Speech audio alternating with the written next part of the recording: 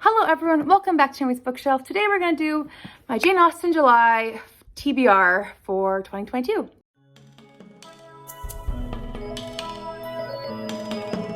So for Jane Austen July, I have big plans this year. I normally don't overwhelm myself with reading plans, but unfortunately that's not how this year went, or is going, I should say, because I'm not there yet. But let's start off with the first couple prompts and we'll work our way through. The first prompt is to read one of Jane Austen's novels, which worked out wonderfully. I mean, it's always the prompt, but worked out wonderfully because this year, my book club, which, let me just preface it by saying, they're not classics lovers, they decided that we were going to read Pride and Prejudice this year for our summer read. So we were going to be reading this one for June and July. I am very happy about this, and it happens to be one of the group books, which I was even more happy about. I don't even have a physical copy because I've lent out all 6 of my physical editions to the book club since we don't have a book club kit available to us. So of all the 6 editions I only own my big complete works volume, but I'll listen to my version that I own, and that's great. I love listening to Pride and Prejudice. However, this is not the version or the complete novel I planned on listening or reading this year of Jane Austen. So let's get into what I still want to read, even though this is now added to my full novels list. So because every year of Jane Austen July, I have read 2 complete novels, I want to finish off that rotation. So that means that I need to read Sensibility and Emma, and I am not going to cave on that, I hope. I was looking at the dates and I have not read Emma in 8 years, 8 full years. So I have not read this since I was 22, and I think I'm gonna have a different perspective on it now that I'm 30. So I hope I will be able to finish this one off. This is probably my least liked book, and I think it's because I haven't read it in so long. This is the one I haven't read in like the most recent time. So I need to reread Emma. That's happening. Fingers crossed. I don't want to say without a doubt, but it probably is happening. I also really want to reread Sensibility because I have read the other 4 very recently or repetitively, and I have not read this one either very recently. So I need to reread these 2. But I feel very overwhelmed reading 3 of Jane Austen's novels and 3 of the biggest, aside from Mansfield Park, the 3 biggest in 1 month, which is normally not a big deal, but I'm looking at my other Jane Austen July books, and these aren't even all of the books I'm planning on reading in the whole month. So I'm a little scared, but that's okay. I can do these ones and this one. I can do it, and I have audiobooks, and I love Jane Austen. It's not a big deal. I'm talking myself off the ledge while I'm also thinking about the next prompt, which is to read one of Jane Austen's non-novel books or non-novel works. So for that one, I am going with the other group read, which is Lady Susan. I love Lady Susan. I adore books written in letters. I adore satires. This is book perfect for me. I am really excited to reread Lady Susan. I have this gorgeous edition with the Watsons and Sanditon. I will not be rereading those because I already have a lot on my plate, but I will be rereading Lady Susan, and I cannot wait. So the next one is where I'm kind of going a little over the top in the ways I don't need to. The first of which is to read a retelling of Jane Austen's work, and I will be reading at least one, which is Possibilities by Deborah Whitesmith, and this is the final book in her Jane Austen series, and they're all retellings of Jane Austen's books. This is the final one I need to read, and this is a contemporary retelling of Persuasion. So I am going to finish off the series. I love these covers, and I adore what I've read of them. They're not all like 5 stars, but they're fun and easy to read, and I just think they're great. So I'm hoping to end on a really high note because Persuasion's my favorite Jane Austen novel, and I am excited to get to this one.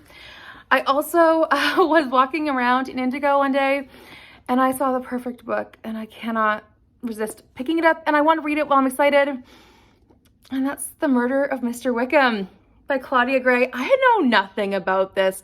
I didn't read the back. I just saw the title and the cover and grabbed it. I don't know if it's good or not, but if Mr. Wickham dies, I'm happy. It's a murder mystery. I'm like, that's singing to my heart. So that's really high on my priority list since I'm interested. So yeah, that's, you know, just adding another top priority list book on there. So there's that one. The other possibility for me is that I have an ARC, which I needed to read last year and still haven't. But that one is The Wrong Mr Darcy. I don't remember the author's name, but the Goodreads rating is really bad. It's like a 2.5. And I'm just like, I really need to just try. And if I DNF it, I DNF it, but I need to try to read this ARC and at least give it a shot. So I'm going to try reading The Wrong Mr Darcy this year. The other side of that prompt, the new part of it, is to read a book set in that era. And I also have 2 Georgette Heyer books, and I'm like, if I have time, what am I doing to myself? Oh, so I have these ones. I have The Unknown Ajax, and I have Lady of Quality. I don't know anything about these, but they're set in that era, the Regency era. So I'm going to add that to a very distinct possibility pile, shall we say? Okay, distinct possibility. Like if I finish everything else. The lighting just changed drastically. I'm sorry, 1 second. I hope that's better now. Okay, next prompt. So the next one is to read a book that was published by one of Jane Austen's contemporaries. So I have, yet again, this book is gonna haunt me till I actually read it. The Vindication of the Rights of Women of Mary Wollstonecraft. Still have not read it. It's another audiobook. I'm just gonna put that down as a pile of shame. I do have a new book to this list, however, which is Evelina by Frances Burney. This one came out in 1778, 3 years after the start of this window that we can put books in. So I'm gonna count that and add that to my list. It's a big one, though. It is 500 pages. But that's okay. It counts. I am scared of the stack, though, I'm bringing to myself, and that's only Jane Austen July books. So hopefully I can do this. I believe in myself. Here's hoping. I missed one prompt, which was to read a nonfiction, and I love this one because I love reading some nonfiction. I have one ARC, which I have not read and I have owned for a very, very long time. And this one is called What Regency Women Did for Us. It's by Rachel Knowles. And it says, I'm going to read the description for you. In the 19th century, women faced challenges and constructs that many of us would find shocking by today's standards.